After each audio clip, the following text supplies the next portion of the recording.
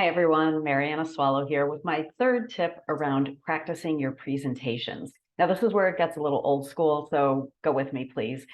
So you saw in the last video or the last audio clip that it's a good idea to do a fast, rapid run through where you verbally say your presentation out loud very quickly.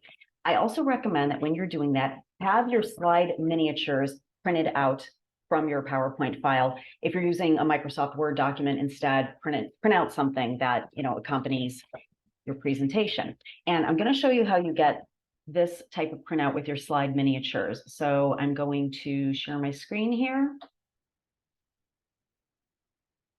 All right, and you should be able to see my screen now. There is a slide up that says the T3 training method. And while you see that down here, there's notes, similar to the auditory processing, when we actually write by hand, that acts, sorry, let me start over. When we write by hand, what happens is our brain is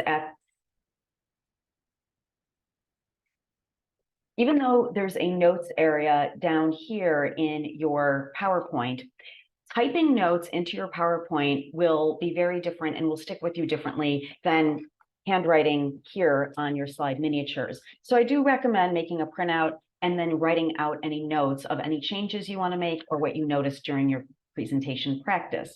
So here is where you go for this. So you do File Print or Control P as I'm doing. And right here where you see layout, okay, instead of printing slides, which is the default, you are going to choose handouts. Now you can have as many slides per page as you want, depending on the options available to you. I like to do 6 or 9. Just want to make sure that I have space to write on these. So then you'll print. I'm going to cancel since I already printed.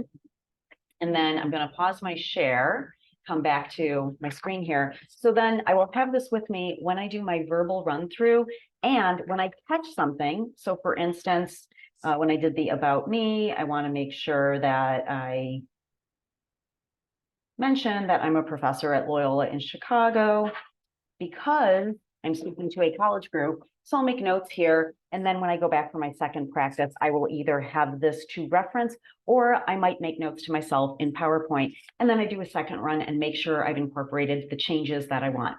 Hope this helps. Happy practicing and happy speaking.